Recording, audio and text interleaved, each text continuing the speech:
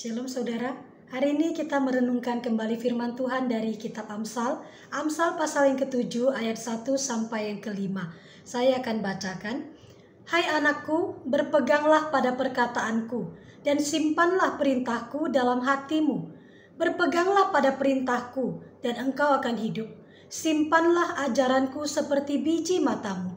Tambatkanlah semuanya itu pada jarimu dan tuliskanlah itu pada loh hatimu. Katakanlah kepada hikmat, engkaulah saudaraku, dan sebutkanlah pengertian itu sanakmu, supaya engkau dilindunginya terhadap perempuan jalang, terhadap perempuan asing yang licin perkataannya. Renungan ini saya beri judul berpegang pada pengajaran hikmat. Saudara, Amsal ini ditulis oleh Raja Salomo, dan sebagaimana pada Amsal pasal 1 memberitahukan bahwa Amsal itu ditulis untuk memberi kecerdasan, mendidik orang-orang yang tidak berpengalaman dan orang-orang muda.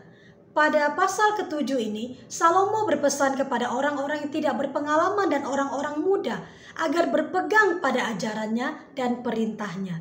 Ajarannya itu ajaran seperti apa? Ajaran hikmat. Bukan hanya mengetahui ajaran hikmat itu, tetapi berpegang pada ajaran itu. Artinya, apa yang diketahui itu dilakukan. Maka ajaran hikmat itu akan melindungi dari bahaya. Salomo memberikan contoh. Ada seorang anak muda yang kurang berhikmat, yang tergoda oleh perempuan sundal, dan akhirnya anak muda itu jatuh ke dalam perangkap, ke dalam dosa perzinahan, yang pada akhirnya menghancurkan dia. Karena itu penting untuk berpegang pada ajaran hikmat. Saudara sekalian, banyak orang jatuh dalam dosa bukan karena mereka tidak tahu atau tidak pernah diajarin bahwa hal itu adalah dosa, bahwa hal itu akan menjerumuskan dia dan bahkan bisa berakibat fatal bagi dia. Bukan tidak tahu, tetapi karena tidak berpegang pada apa yang sudah diketahuinya itu. Ada yang udah tahu tetapi masih mau mencoba-coba. Nggak apa-apalah, sekali-sekali jatuh. Namanya juga masih manusia, begitu ya, wajar saja. Ada juga orang yang tertipu oleh karena tawaran dosa yang kelihatannya itu menarik. Dengan kata lain, orang itu tidak berwaspada, tidak menjaga diri sedemikian rupa, atau mengabaikan pengajaran hikmat yang sudah pernah diterimanya. Sehingga akhirnya dia jatuh dalam dosa yang menghancurkan. Sekalipun dia memang sudah pernah menerima pengajaran hikmat. Saudara, orang tua memang tidak selalu lebih berhikmat daripada anak muda. Tidak selalu. Tetapi secara umum, orang tua itu lebih berhikmat karena mereka lebih dulu lahir dan lebih dulu hidup di dunia ini. Mereka mempunyai pengalaman hidup yang lebih banyak. Mereka mendapat pelajaran hikmat melalui pengalaman hidup mereka ataupun melalui apa yang mereka lihat pada hidup orang lain.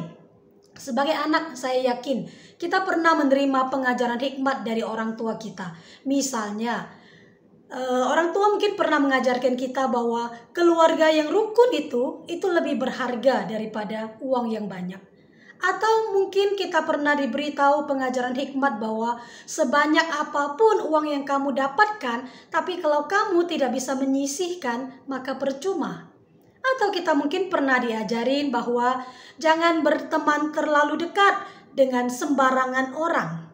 Jangan terlalu mudah percaya kepada seseorang. Akibatnya bisa saja kita tertipu dan lain sebagainya. Semua pengajaran hikmat itu terlalu berharga untuk diabaikan.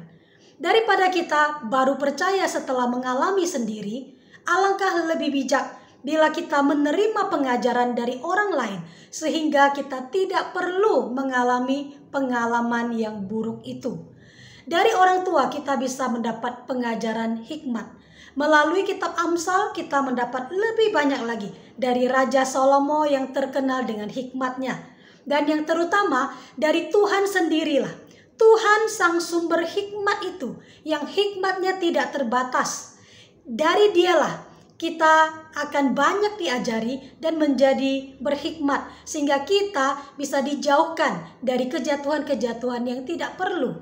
Apa yang diajarkan Tuhan melalui firman-Nya kita terima, kita pegang. Artinya kita berusaha sedemikian rupa untuk hidup taat kepada pengajaran firman itu, maka kita akan dihindarkan dari kehancuran yang tidak perlu akibat dosa. Sekalipun kita masih muda dan sekalipun kita masih kurang berpengalaman. Saudara, mari kita memeriksa diri kita. Apakah kita sudah menjaga diri dengan berpegang teguh kepada pengajaran hikmat dari Tuhan? Secara khusus pengajaran untuk menjauhi dosa perzinahan.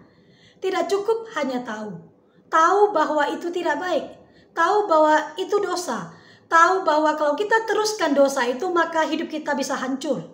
Tidak cukup hanya tahu, tapi harus berpegang teguh. Artinya harus menaati, hidup seturut hikmat Tuhan yang kita sudah tahu itu. Jauhilah dosa itu, tinggalkan sekarang juga. Barulah kita benar-benar bisa terhindarkan dari kehancuran yang akan diakibatkannya. Kiranya Tuhan menolong kita. Amin.